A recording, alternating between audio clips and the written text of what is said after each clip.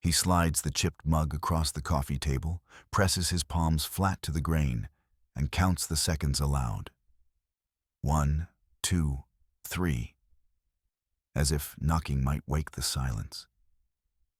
Each tap shivers the tea, steam trembling, porcelain hoping for a displaced hand. The third tap dies into the couch cushions. The mug settles, the liquid calming while the hallway light blinks once, and no footsteps answer the pause. The hallway light steadies to amber, and he lets his hands rest on his knees, breath settling into the familiar rhythm of the living room. Across from him, the worn rug curls at the edges, where the narrow window paints a pale rectangle that keeps moving just enough to remind him the day is still passing. The kettle on the counter clicks into a low hum when the coil finishes, a sound always paired with the wooden hinge of the kitchen door, swinging open for a brief moment before closing again with the soft click of the latch. Somewhere in the apartment, a spoon clinks ceramic. Maybe the neighbor stirring sugar into a late cup. Maybe his own mother keeping the rhythm of her quiet morning. He nudges the mug back toward the center of the table with the flat of his palm. A small, deliberate motion that does not disturb the tea's surface more than the couch cushions already have.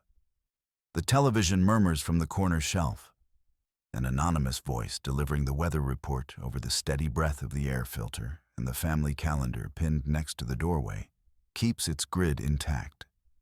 Piano lessons, dentist, reminders that make up the weeks here. He smooths the cushion beside him with a hand.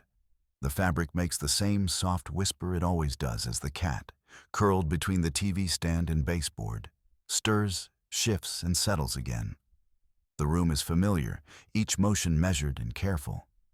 And for now, this stillness and routine feels like enough.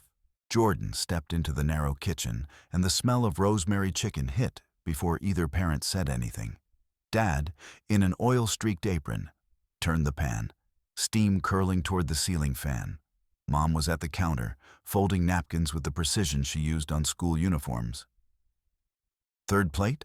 she asked, pushing a dish toward Jordan without looking up. His bag clunked against the chair as he dropped it, and he slid onto the stool, right foot tapping the ringed floor. "Just the one," he said, lifting the cloth napkin. "I got out early from the office so I could make it for dinner." That earned a glance from Dad. Then a grunt. The plate hit the table, the clink sharp in the quiet. Jordan set down his fork, fingers drumming. There already were familiar gaps between them. Silences filled only by the sizzling pan. He took a breath. "I've been thinking more about the holidays," he said, eyes on the rosemary sprigs. "I keep hoping we get to actually sit and talk, not just pass trays back and forth." Mom's hand paused above the napkins. "We talk," she said, raising her chin. "Every visit." Jordan let out a short laugh. "And I love that. But I mean, like before we count the years. I'm here, but it still feels like I'm always just walking into another obligation. Like, I'm there, but..."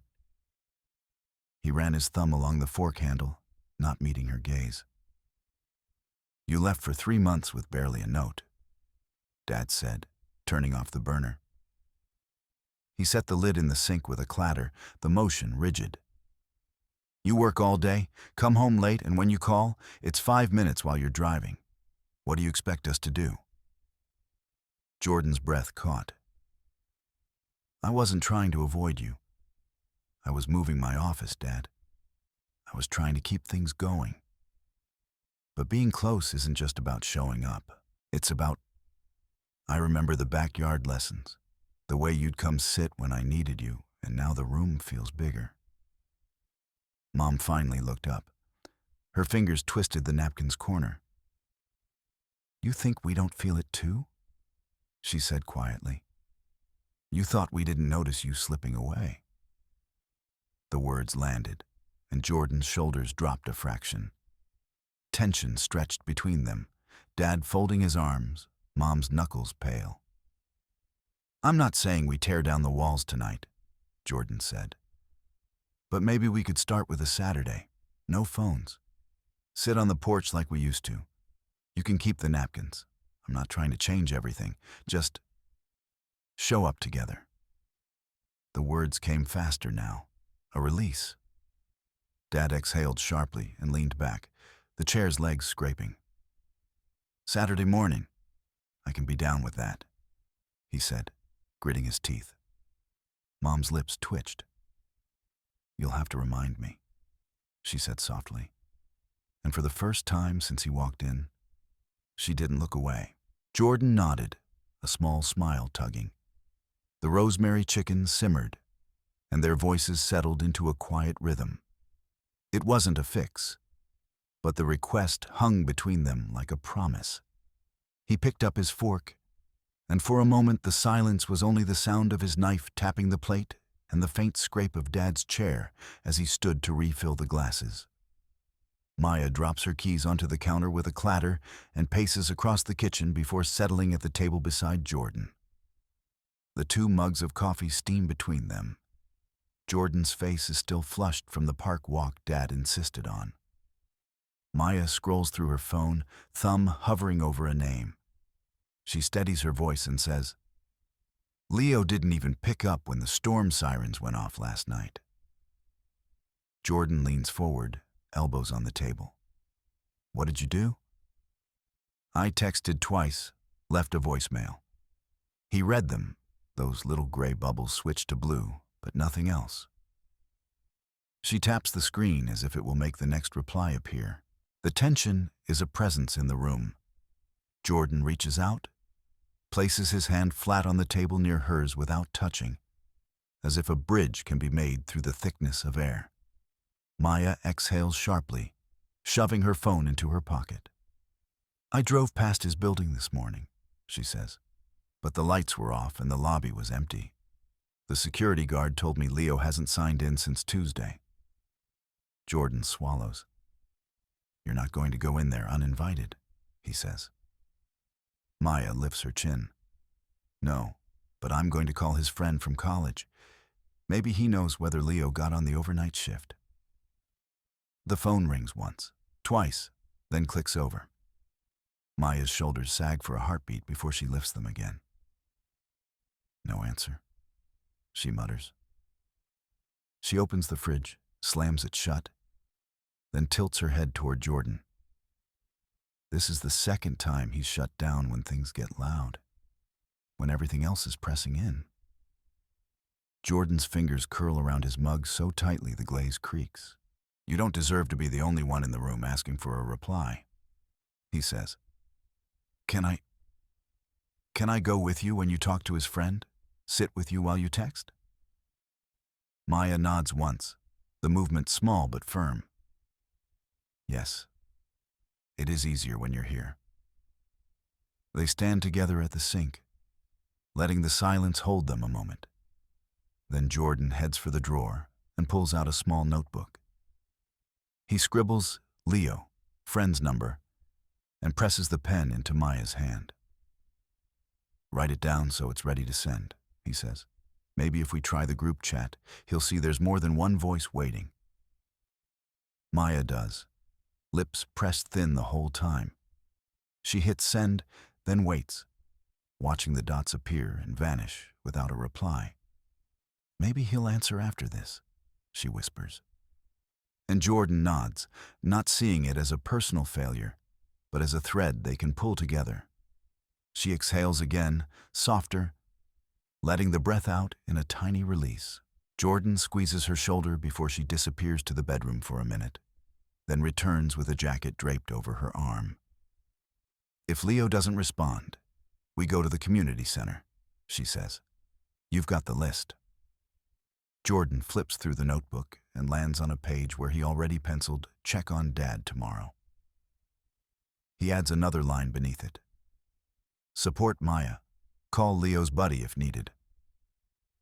The moment feels like a small victory. The plan is imperfect, but alive. Maya pulls the jacket on and crosses the room, the knot in her chest easing as Jordan steps into her path. We can do that. We're not... We're not the only ones in this, she says, eyes glinting with something like defiance.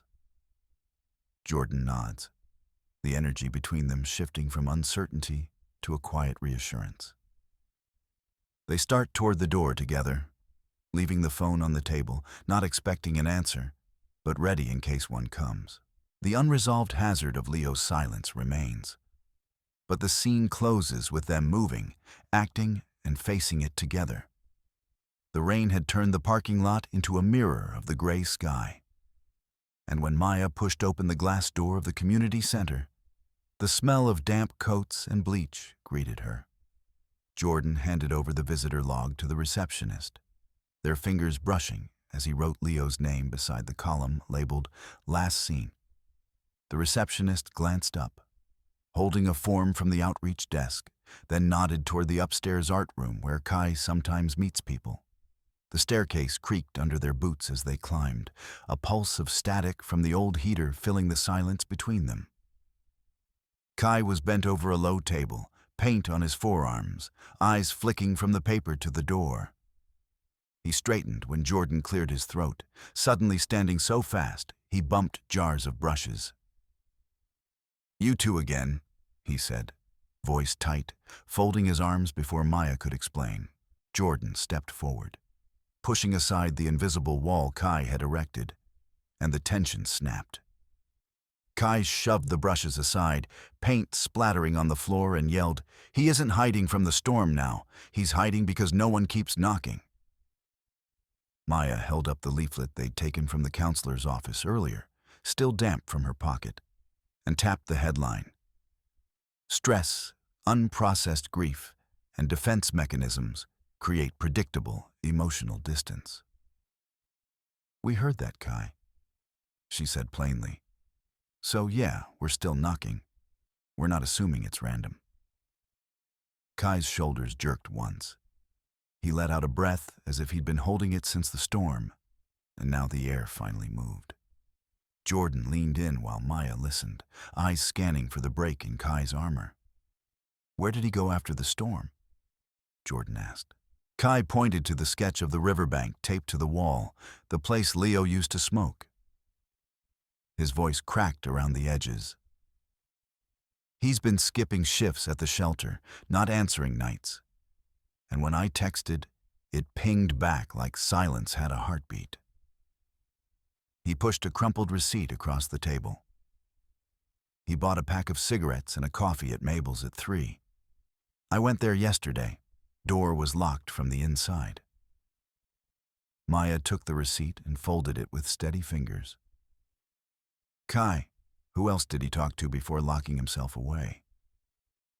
Kai hesitated, then muttered, "Declan, the guy from the food truck. He was the last one who didn't let him slide by. Here, take Declan's number. But this isn't on you. I'm sick of everyone acting like it is, so stop looking like you're waiting for permission to care."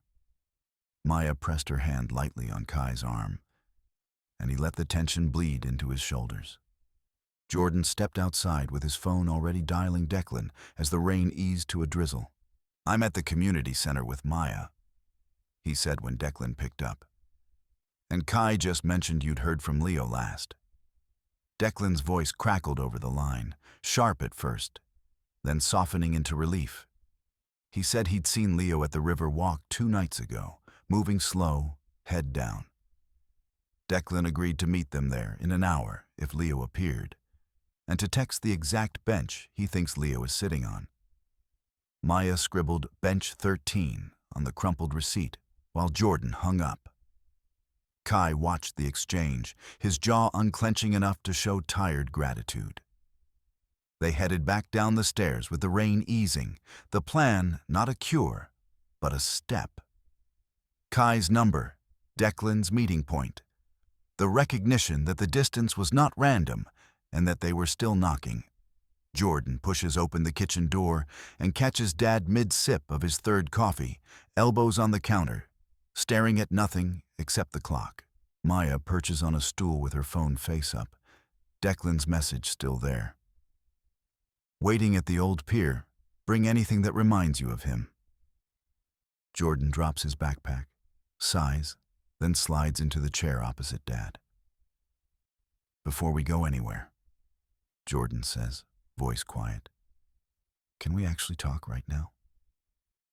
Dad finally looks up, the ridge between his eyebrows still tight. Mom appears from the hallway carrying a tray with tea. She sets it down and joins the circle. "About what?" Dad says, but the way he taps his fingers against the mug makes the words sound thin.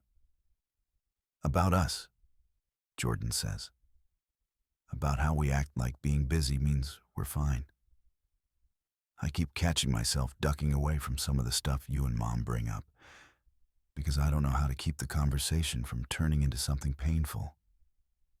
I'm more scared of ruining the rhythm than actually talking." Mom presses the heel of her hand against her shoulder, then leans forward. "I've been doing the same thing," she says.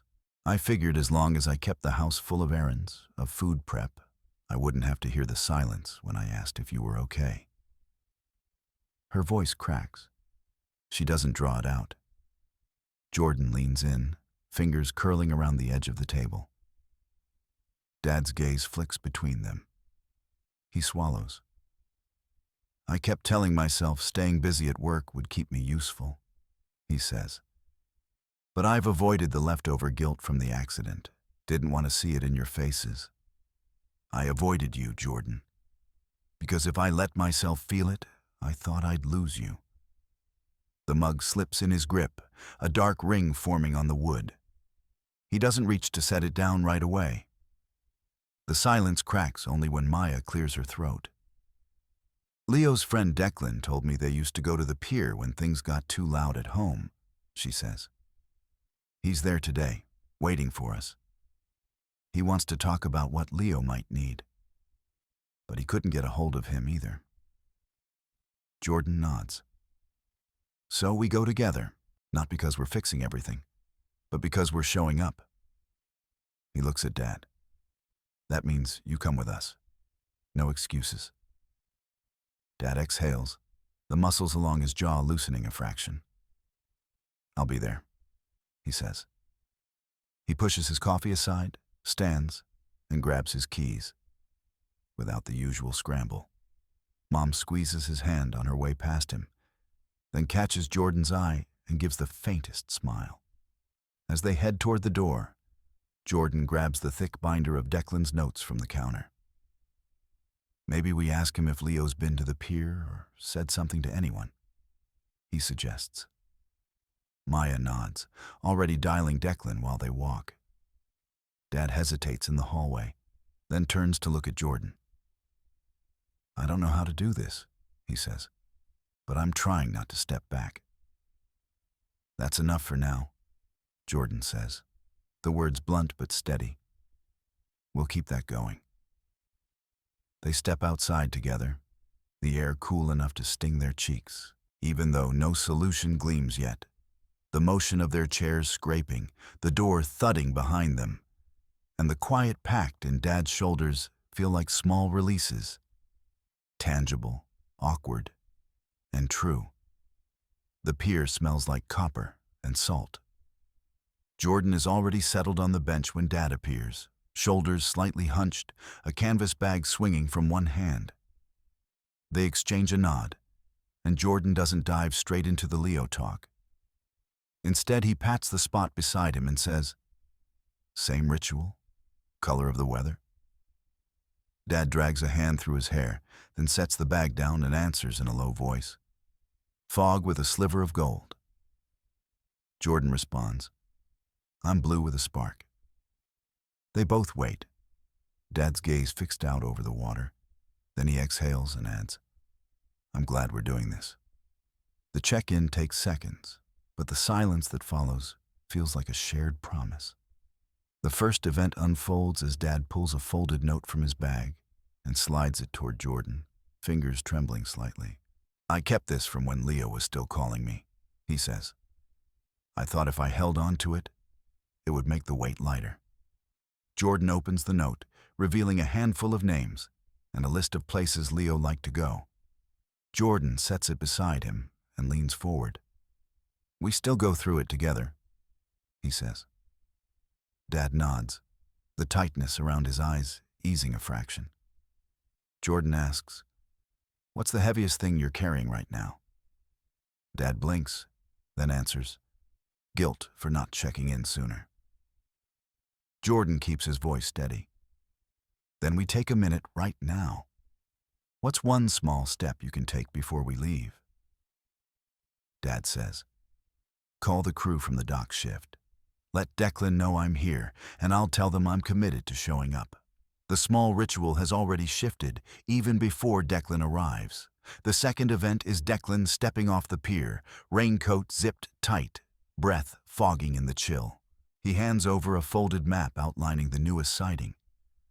Leo with a gray backpack near the train retrieval lockers 2 nights ago.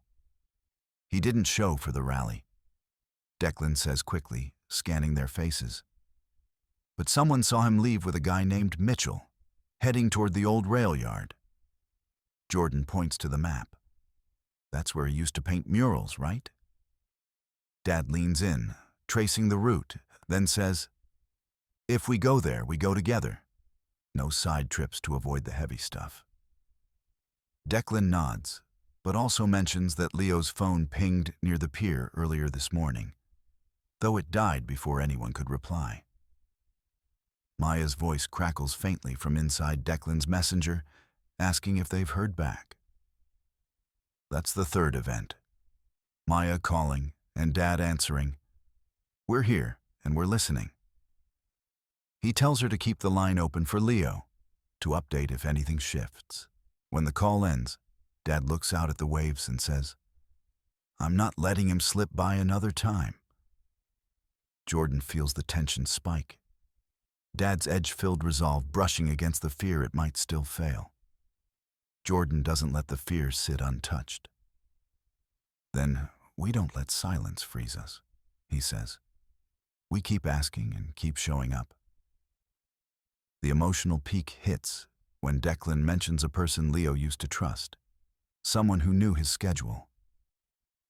Declan reaches into his pocket for a crumpled ticket from the Piers cinema where Leo worked. He talked about giving that job up, Declan says, but never actually did it. Dad blinks, mouth tight, then swallows hard and replies, "I'll go there this afternoon. I'll sit in the lobby, even if it feels awkward. I won't make excuses this time." Jordan slides Declan's contact card toward Dad and says, "You'll let me know how it goes, and we'll do another check-in tonight, right?" Dad nods, a slow motion of agreement. He pulls his phone out, taps an alarm, and sets it for 8 p.m. The new ritual timestamp to keep them accountable. They stand together, Dad placing a hand briefly on Jordan's shoulder before he walks back toward the car. Declan lingers, looking at the water, then says, "I'll keep an eye on the rail yard tonight." Jordan answers, "We'll be there after lunch." As Dad climbs into the car, he pauses, turns to Jordan, and says, "I'll call you when I get to the lobby. No more pretending to be okay." Jordan nods, the spark of trust shining in his own reply.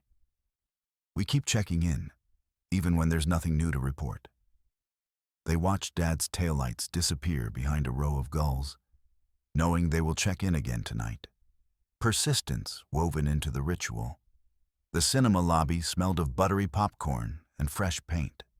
Dad was sitting on the bench near the ticket counter, phone screen bright with a reminder alarm that would ping at 7 for their evening check-in. He was jaw-tight, hands fidgeting with a paper cup, eyes tracking every person who drifted toward the double doors. Jordan and Maya stepped in, and Dad stood up as if caught in a holding pattern, then relaxed when Jordan reached for his sleeve. "We came as soon as Declan texted the new entry point," Maya said, pulling out the scrunched photo of Leo from her pocket. He said the lockers were near the train exit, but Declan insisted on the cinema. Said Leo might swing by here after the last screening. Dad walked over to the small employee station and talked to the night manager, pointing to the photo. "If anyone looks like this and they're trying to slip past, "Call me," he said, voice low but steady. He slid the photo across with a note. "Friend in crisis. Please keep this kid in sight." The manager nodded, grabbing a walkie-talkie. "We'll keep the lobby doors under the cameras," she said. "I can have someone stand by the concierge if you want." Jordan stepped back to let Dad talk, but he kept his hand on Dad's forearm for a heartbeat before releasing. "No one slips past you alone tonight," he said. And Dad's shoulders softened, the tightness leaking out in a tiny exhale. Kai's text buzzed on Maya's phone. "Declan says Leo's been near the cinema again. Last seen with a backpack, looked like he was waiting for someone." Jordan glanced at Dad, and then at the crowd, searching each face beyond the popcorn steam. Suddenly, a kid in a hoodie brushed past them toward the lobby restrooms, and Jordan turned, moving with him. The kid slowed, glanced over his shoulder, and Jordan's heart spiked. He called out, "Hey, you okay?" The boy kept going. Maya stepped toward him, tone softer. "We just want to make sure you're safe." The boy kept walking, and when he reached the escalator, he stopped, looked back for a second, eyes darting to Dad, Jordan, Maya, all the empathy flooding the room. And then he left the theater with his head down. Nobody had found Leo, but the quick flare of suspicion and the release when it wasn't him pulsed through the group. Dad exhaled hard and shook his head. "I keep thinking it's a waiting game you can just lose, but I can't. Not now." He slid a sticky note onto the concession counter. "If he comes here, I will stay until he talks. Please tell me right away." "We'll keep this line open," Jordan said. He pulled out his phone, thumbed the alarm to repeat tonight at 8 for the check-in call, then looked up. "You staying here until the 15-minute call?" Dad nodded. "I'm not leaving this place until I hear from one of you." He picked up the popcorn bag from the staff and held it out to Jordan.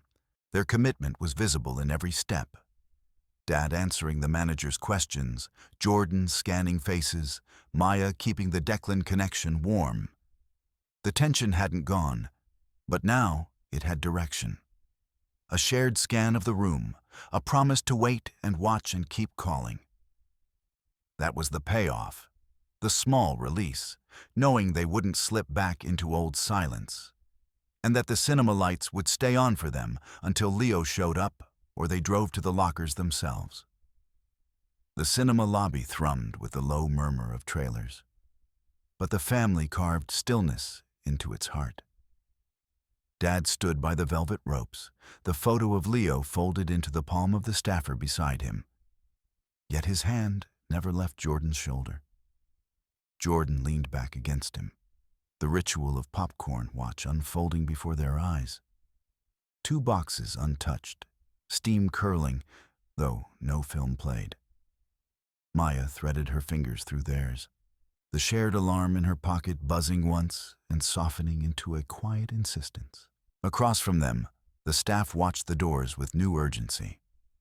The film of the day flickered, and their gazes kept returning to the 3 silhouettes anchored near the lobby table.